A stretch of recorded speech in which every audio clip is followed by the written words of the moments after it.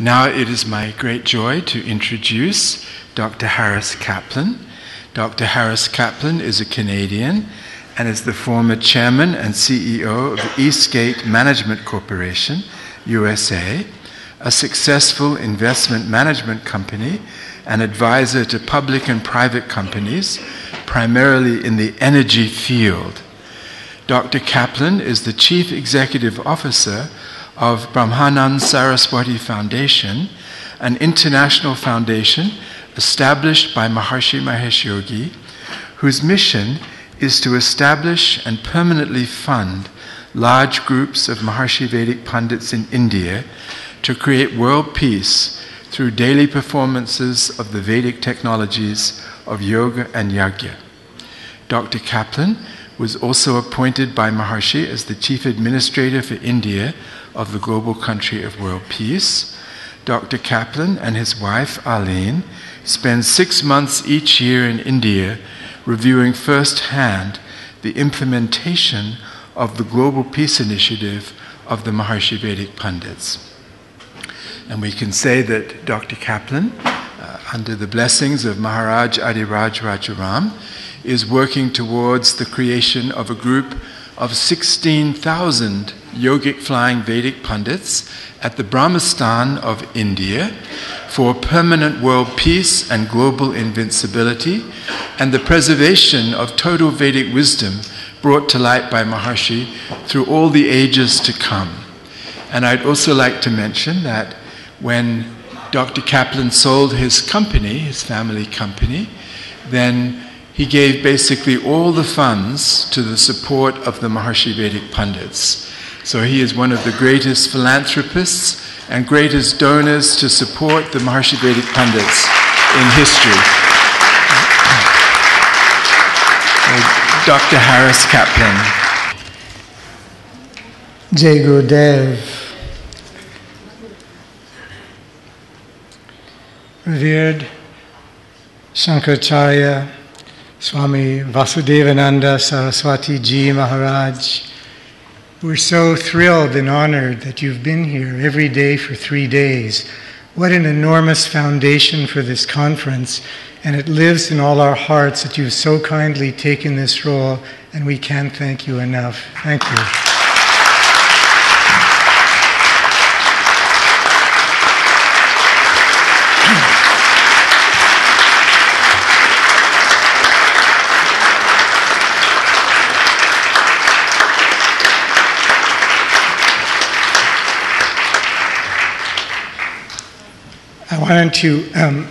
I also wanted to thank Maharaj Adiraj Rajaramji, who's come so far with everything that he has to do to make sure that this conference lives up to its mission, which it can accomplish. And he, along with his dear wife, Velia, who came, we're so thrilled and honored that you're here.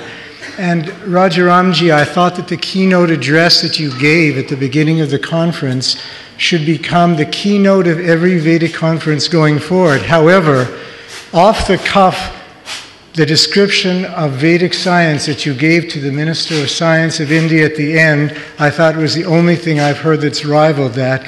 Thank you so much for coming and blessing us.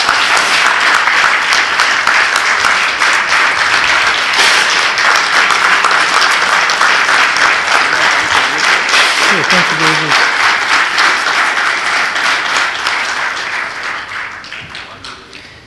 After I speak, there'll be a chance to properly thank people, but it'll probably be done by the two people who have to be thanked the most for this conference.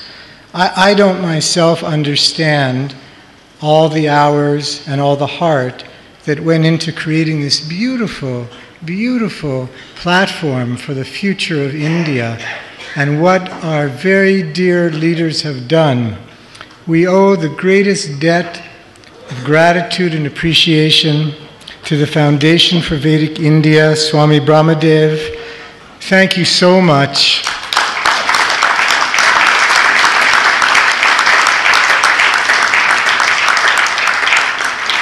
And we're not going to let the patron of that foundation get away without enormous appreciation, our dear Dr. Jose Luis Alvarez.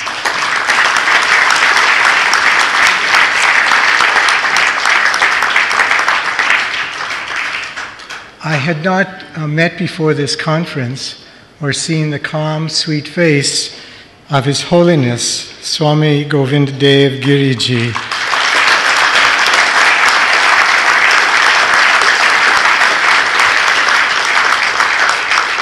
It's so very important because of the reality of Vedic science that the quality of the person matches the quality of the speech. And really, what you spoke did that so beautifully. We're all deeply honored and deeply touched. Thank you very much for organizing. Now, I was given a very easy task, which was, why don't I sum up in 10 minutes 50 speakers speaking? So as the conference went along, I started to try to frantically make notes of the various topics, thinking how I would summarize. And so I wrote down some of the topics. Even though I'm down to 8 minutes, I'll tell you some of the topics that I'm supposed to cover and summarize. Yoga, Yagya, and Vedic technologies, archaeology, agronomy and agriculture, biology, classical and molecular, cosmology and astronomy, cooking and nutrition, chemistry, environment and ecology, economics, history of India, governance and political science, physiology, medicine and brain science, physics, always easy to do. And here's my particular favorite, mathematical topology, and the brilliant talk of today, which, if I understood properly, if I give Dr. Gorini a teacup, she gives us back donuts. We talked also about, of course, sociology and psychology. So how to sum up now in 7 minutes all of this. So I was thinking when Dr. Patterson was talking in his beautiful talk that we could divide it into different areas traditionally that Maharishi had highlighted of Vedic life. And those would be Vedic education, Vedic health, Vedic culture, Vedic architecture, Vedic defense, and Vedic agriculture, and finally creating a Vedic man and a Vedic woman. And so you'll please excuse me if, obviously, when you hear my comments in summary, that I'll leave out so many important points. I've tried to just make one highlight point, and then after put a sankalp that we all feel coming out of this beautiful conference. Vedic education, we heard, uniquely means to provide a fully developed knower so that they're alert and wise and balanced and peaceful, and most important, always established in the experience of and understanding of themselves as cosmic, Ayam Atma Brahm. And our sankalp for Vedic education is that in every corner of India, in 676 districts, every young person in India has the chance to attend Vedic education.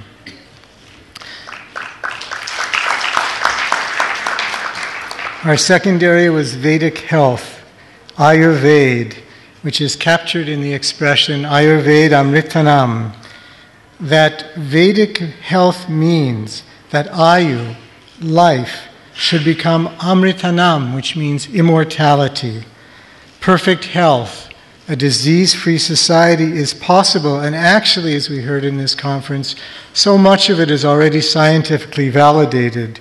So to create that side effect-free, perfect health system for India and a disease-free society, we want to bring this knowledge of Ayurveda again to every corner of India, to every corner of the world. There was a beautiful talk by our Minister of Religion and Culture in which he expressed in the third area that Vedic culture would mean that all of life is enriched through Vedic education, through Vedic health, so that that quality of life as it should be, Ram Raj, would be in peace and harmony and affluence in all of society. And we heard already how we can do that practically as well.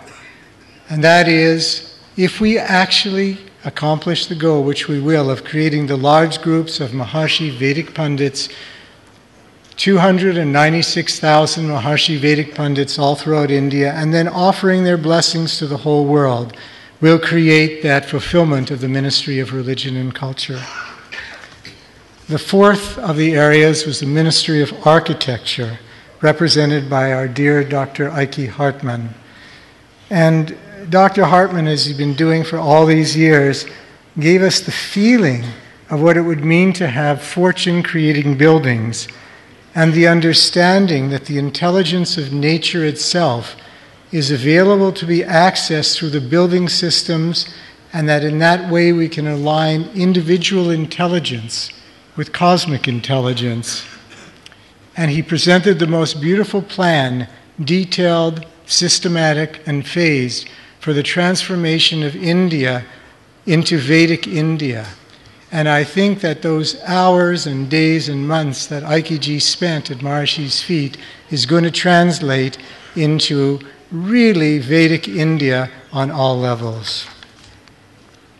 Vedic Defence, we heard a remarkable talk which can be summed up in what was said by Maharshi to be the motto of his and our Gurudev, the Yoga Sutra, Heyam Dukam Anagatam, avert the danger which has not yet come.